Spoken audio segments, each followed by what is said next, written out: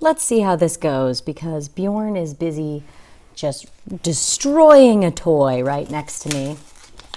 And I don't know if that's going to get picked up by this microphone, so we're gonna find out, aren't we, Bjorn?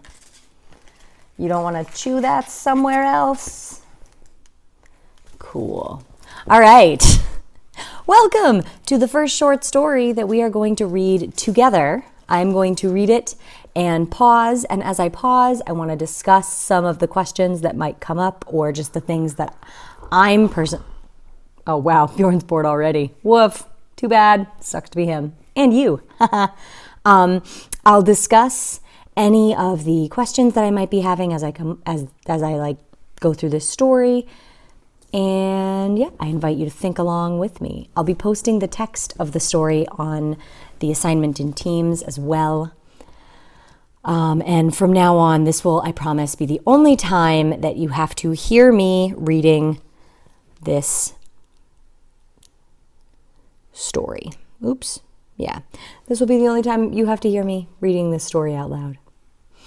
You will get other people reading, so no worries. May the odds be ever in your favor. Welcome to Dystopia. The first short story I'm reading is The Veldt by Ray Bradbury. The Veldt was published in 1950, but it's a really interesting story for a lot of reasons. It posits a future with really advanced technology, very advanced, and very expensive as well. So it's interesting that it was written so long ago, because some of the things that it describes you might be kind of eerily interested in. Now, the story is called The Veldt, in part because it takes place in a digital version of the African veldt, which is just a fancy word for the African savanna, the grasslands that lions and elephants and giraffes all live in, that environment.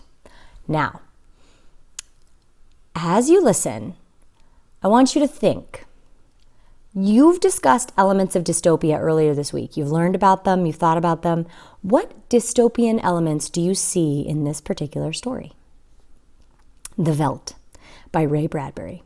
I'm also going to take a lot of artistic license with the voices in this story. You've been warned. George, I wish you'd look at the nursery. What's wrong with it? I don't know. Well then. I just want you to look at it is all, or call a psychologist to look in at it. What would a psychologist want with a nursery? You know very well what he'd want. His wife paused in the middle of the kitchen and watched the stove busy humming to itself, making supper for 4. It's just the nursery is different now than it was. All right, let's have a look. They walked down the hall of their soundproofed Happy Life home, which had cost them $30,000 installed, this house which clothed and fed and rocked them to sleep and played and sang and was good to them. Their approach sensitized a switch somewhere, and the nursery light flicked on when they came within 10 feet of it. Similarly, behind them in the halls, lights went on and off as they left them behind with a soft automaticity. Well, said George Hadley. They stood on the thatched floor of the nursery. It was 40 feet across by 40 feet long and 30 feet high. It had cost again half as much as the rest of the house. But nothing's too good for our children, George had said. The nursery was silent. It was empty as a jungle glade at high noon. The walls were blank and 2-dimensional. Now, as George and Lydia Hadley stood in the center of the room, the walls began to purr and recede into crystalline distance, it seemed. And presently, an African veldt appeared, in 3 dimensions, on all sides, in color, reproduced to the final pebble and bit of straw. The ceiling above them became a deep sky with a hot yellow sun. George Hadley felt the perspiration start on his brow. Let's get out of this sun, he said. This is a little too real, but I don't see anything wrong. Wait a moment, you'll see, said his wife. Now, hidden odorophonics were beginning to blow a wind of odor at the 2 people in the middle of the baked Veltland. The hot straw smell of lion grass, the cool green smell of a hidden water hole. The great rusty smell of animals, the smell of dust, like a red paprika in the hot air. And now the sounds, the thump of distant antelope feet on grassy sod, the papery rustling of vultures. A shadow passed through the sky. The shadow flickered on George Hadley's upturned, sweating face. Filthy creatures, he heard his wife say. The vultures. You see, there are the lions, far over that way. Now they're on their way to the waterhole. They've just been eating, said Lydia. I don't know what. Some animal. George Hadley put his hand up to shield off the burning light from his squinted eyes. A zebra, baby giraffe, maybe. Are you sure? His wife sounded peculiarly tense. No, it's a little late to be sure, he said, amused. Nothing over there I can see but clean bone, and the vultures dropping in for what's left. Did you hear that scream? She asked. No. About a minute ago. Sorry, no. The lions were coming. And again, George Hadley was filled with admiration for the mechanical genius who had conceived this room. A miracle of efficiency, selling for an absurdly low price. Every home should have one. Oh, occasionally they frightened you with their clinical accuracy. They startled you or gave you a twinge, but most of the time, what fun for everyone. Not only your own son and daughter, but for yourself. When you felt like a quick jaunt to a foreign land, a quick change of scenery, well, here it was. So, quick pause. What I think that tells me is that this room can take you to anywhere you want to go, anywhere you imagine. I'll learn more, but that's what I'm thinking, that this is like a room that has like hidden odorophonics, so you can smell where you are, you can feel it, you can hear it. It's a totally immersive VR experience that you don't need a headset for. And here were the lions now, 15 feet away. So real, so feverishly and startlingly real that you could feel the prickling fur on your hand, and your mouth was stuffed with the dusty upholstery smell of their heated pelts, and the yellow of them was in your eyes like the yellow of an exquisite French tapestry, the yellows of lions and summer grass, and the sound of the matted lion lungs exhaling on the silent noontide, and the smell of meat from the panting, dripping mouths. The lions stood looking at George and Lydia Hadley with terrible green-yellow eyes. "Watch out!" screamed Lydia. The lions came running at them. Lydia bolted and ran. Instinctively, George sprang after her. Outside, in the hall, with the door slammed, he was laughing and she was crying, and they both stood appalled at the other's reaction. "George!" "Lydia! Oh, my dear, poor, sweet Lydia! They almost got us! Walls, Lydia! Remember, crystal walls! That's all they are! Oh, they look real, I must admit, Africa in your parlour, but it's all dimensional, super-reactionary, super-sensitive colour film and mental tape film behind glass screens. It's all odorophonics and sonics, Lydia. Here's my handkerchief." "I'm afraid." She came to him and put her body against him and cried steadily. "Did you see? Did you feel? It's too real." "Now, Lydia, you've got to tell Wendy and Peter not to read any more on Africa." Of course, he patted her. "Promise?" "Sure."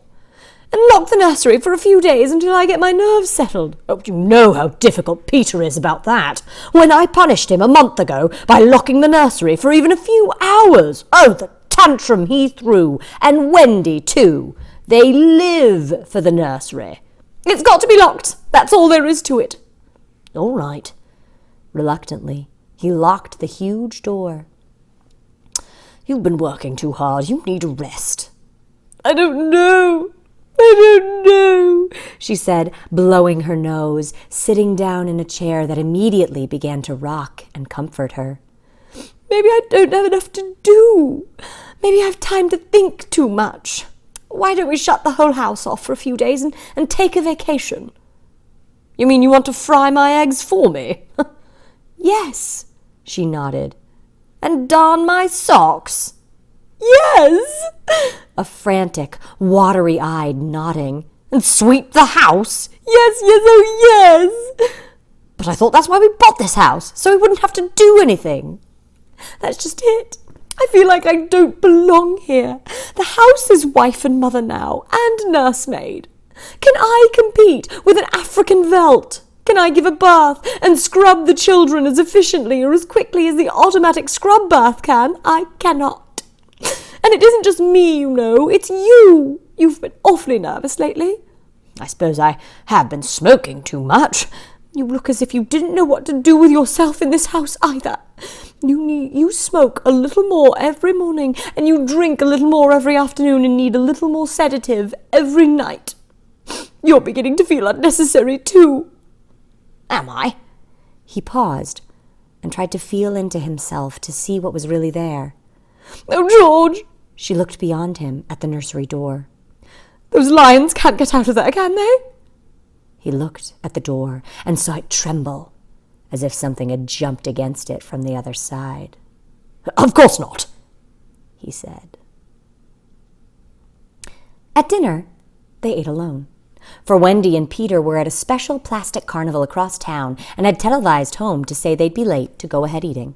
So George Hadley, bemused, sat watching the dining room table produce warm dishes of food from its mechanical interior. "We forgot the ketchup," he said. "Sorry," said a small voice from within the table, and ketchup appeared. As for the nursery, thought George Hadley, it won't hurt for the children to be locked out of it a while. Too much of anything isn't good for anyone, and it was clearly indicated that the children had been spending a little too much time on Africa. That sun! He could feel it on his neck still, like a hot paw. And the lions, and the smell of blood. Remarkable how the nursery caught the telepathic emanations of the children's mind and created life to fill every desire. The children thought lions, and there were lions. The children thought zebras, and there were zebras. Sun, sun. Giraffes, giraffes. Death, and death. That last. He chewed tastelessly on the meat that the table had cut for him. Death thoughts. They were awfully young, Wendy and Peter, for death thoughts. Oh no, you were never really too young. Long before you knew what death was, you were wishing it on someone else. When you were 2 years old, you were shooting people with cap pistols. Cap pistols are a fake gun, like a squirt gun. But this, the long, hot African veldt, the awful death in the jaws of a lion, and repeated again and again. "Where are you going?" He didn't answer Lydia. Preoccupied, he let the lights glow softly on ahead of him, extinguish behind him as he padded to the nursery door. He listened against it. Far away, a lion roared. He unlocked the door and opened it. Just before he stepped inside, he heard a faraway scream. And then another roar from the lions, which subsided quickly. He stepped into Africa. How many times in the last year had he opened this door and found Wonderland or Alice or the Mock Turtle, Aladdin and his magical lamp, Jack Pumpkinhead of Oz, or Dr. Dolittle, or the cow jumping over a very real appearing moon? All the delightful contraptions of a make-believe world. How often had he seen Pegasus flying in the sky ceiling, or seen fountains of red fireworks, or heard angel voices singing? But now is yellow, hot Africa, this bake oven with murder in the heat. Perhaps Lydia was right. Perhaps they needed a little vacation from this fantasy, which was growing a bit too real for 10-year-old children. It was all right to exercise one's mind with gymnastic fantasies, but when the lively child mind settled on one pattern, it seemed that at a distance, for the past month, He had heard lions roaring and smelled their strong odors seeping as far away as his study door. But being busy, he had paid it no attention. Oh, and I just heard Bjorn break something. Oops. George Hadley stood on the African grassland alone. The lions looked up from their feeding, watching him. The only flaw to the illusion was the open door through which he could see his wife far down the dark hall like a framed picture, eating her dinner abstractedly. "Go away," he said to the lions. They did not go. He knew the principle of the room exactly. You sent out your thoughts. Whatever you thought would appear. "Let's have Aladdin and his lamp," he snapped.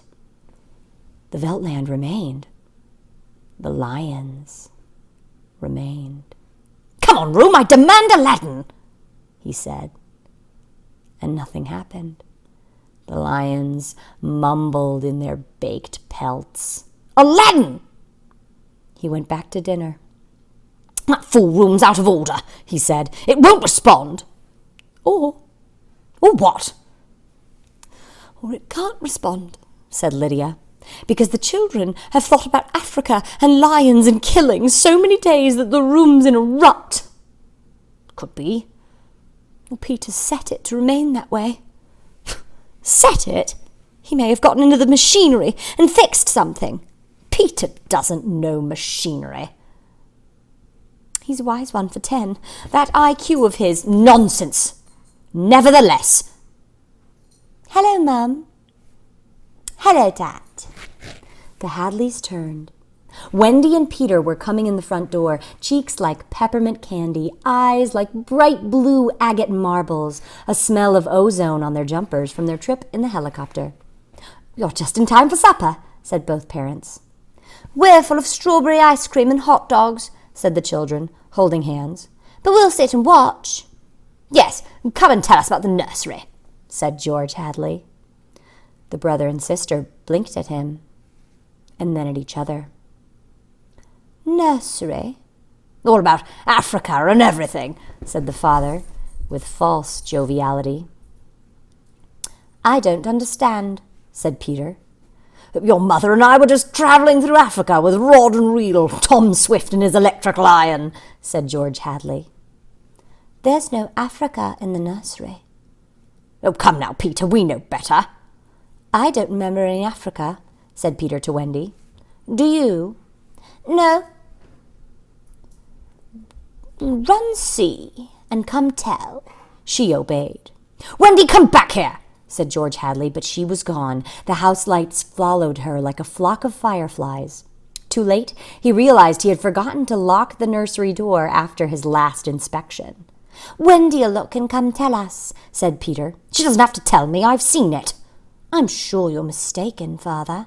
"I'm not, Peter. Come along now." But Wendy was back.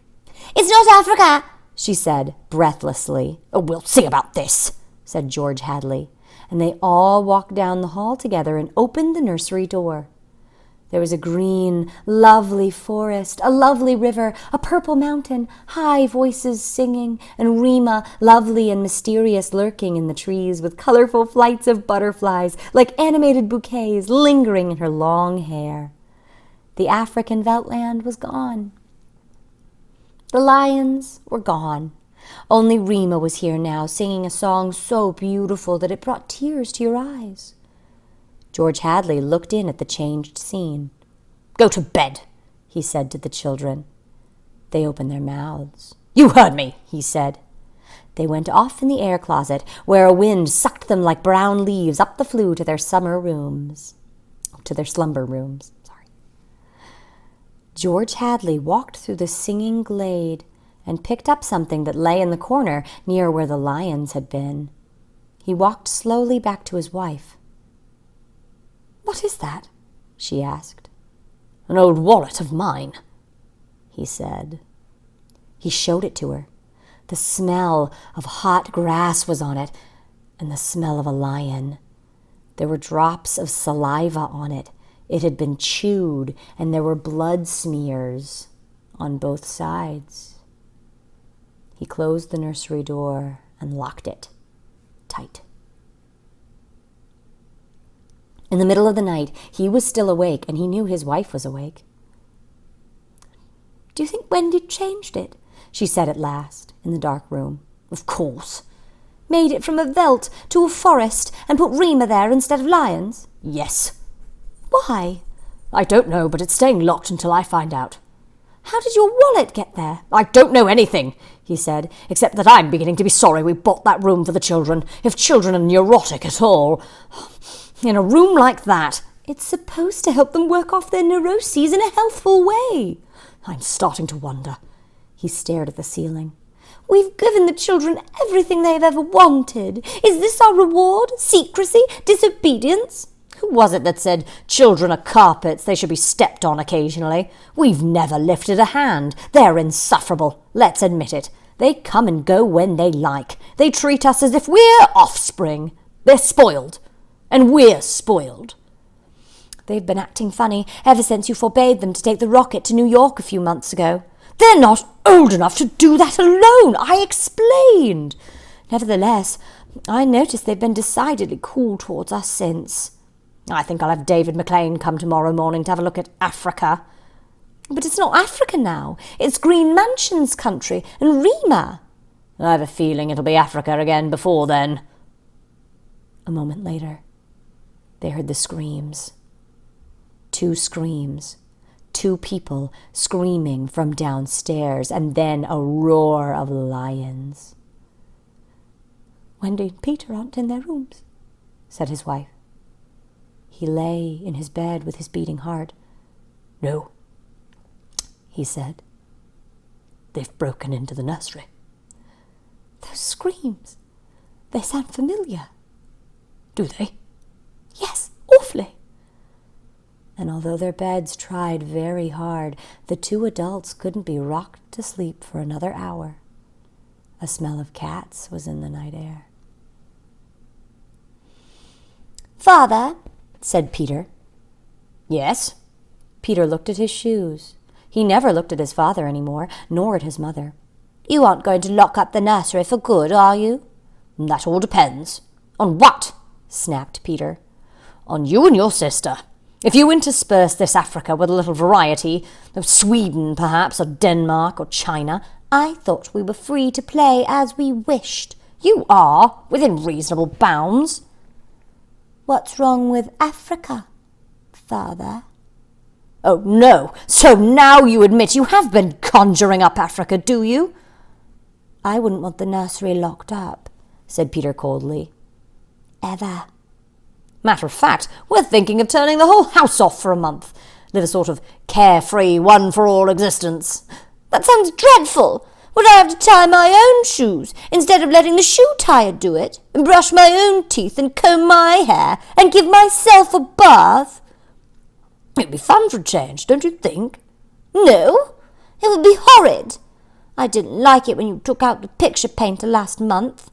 "That's because I wanted you to learn to paint all by yourself, son." "I don't want to do anything but look and listen and smell. What else is there to do?" "All right, go play in Africa." "Will you shut off the house sometime soon?" "We're considering it." "I don't think you'd better consider it any more, Father." "I won't have any threats from my son." "Very well." And Peter strolled off to the nursery. Woof. These kids are a mess. Dang! There is a lot happening with both my hair and this story. Goodness gracious. So, the kids have been beneficiaries of just extraordinary technology that's just been given to them that kind of does everything for them. As a matter of fact, the Hadleys seem to have been benefiting from a house that does everything for them. What do you think has been the effect of that? And why do you think the author might have written this story? What are some ideas that are coming to your mind? Feel free to let me know via email, and tomorrow we will be back with part 2 of the Veldt.